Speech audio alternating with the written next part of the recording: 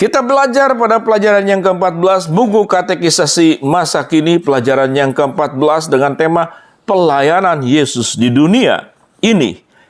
Pelayanan Yesus menyatakan kedatangan kerajaan Allah. Kesimpulan pelayanan Yesus diberikan dalam Lukas 7 ayat 22. Carilah ayat ini dan catatlah unsur-unsur dari pelayanan Yesus.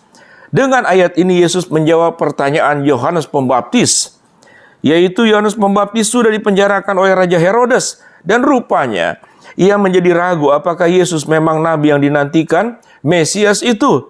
Jawaban Yesus diambil dari beberapa ayat Perjanjian Lama yang menubuatkan kedatangan Yesus. Yesaya 29 ayat 18, 19, pasal 35 ayat 5 sampai dengan ke-6, pasal 61 ayat 1 dan kedua. Ayat ini menekankan bahwa Mesias adalah hamba Tuhan yang melayani manusia.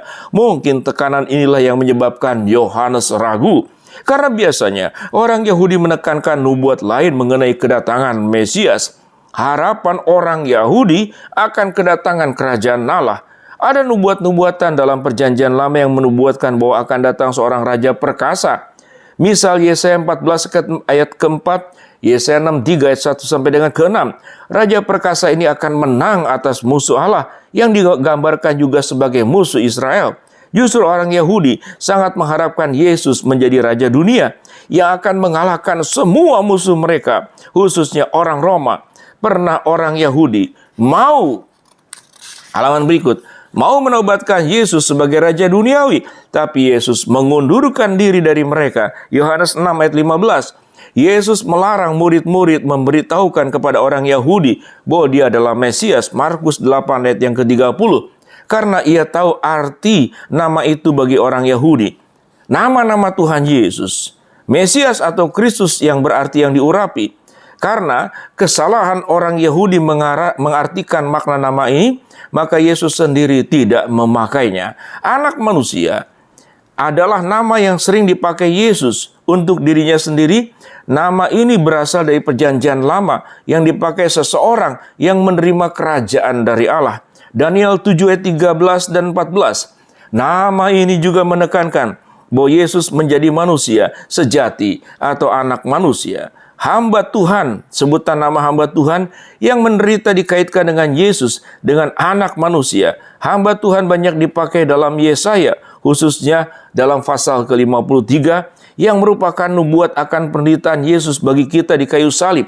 Ajaran Yesus mengenai anak manusia yang mati tidak diterima oleh orang Yahudi. Yesus sebagai hamba Tuhan dan Raja. Kita tertolong oleh Perjanjian Baru untuk mengerti lebih jelas ajaran Tuhan Yesus tentang kerajaan Allah.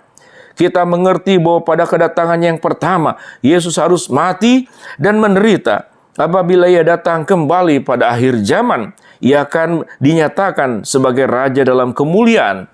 Ia menjadi raja atas segala raja. Ketika Yesus naik ke surga, murid-muridnya menanyakan apakah pada saat itu ia akan memulihkan kerajaan bagi Israel.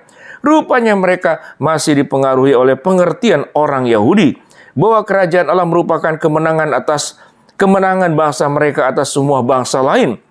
Murid-murid itu belum memahami jelas ajaran Yesus tentang kerajaan Allah.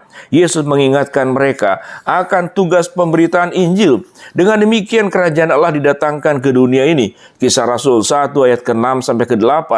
Kerajaan Allah dalam ajaran Yesus. Jawablah pertanyaan-pertanyaan berikut. 1.